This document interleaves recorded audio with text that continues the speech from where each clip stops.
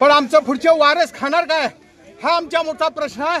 त्यामुळे आमची कुळी आता आम्हाला वाढवायचीच नाही, आम्हाला आत्महत्या करून जीव द्यायचा आहे हेच मला आता सरकारला सांगायचं आहे। पंचगंगेमध्ये उडी मारण्यासाठी आला तुम्ही? होय, कारण आज रस्ता रोको आम्ही केला होता, सरकार आमची दखल घ्यायला तयार नाही।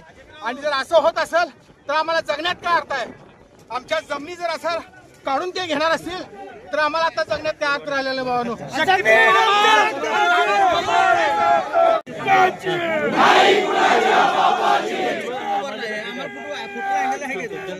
आहे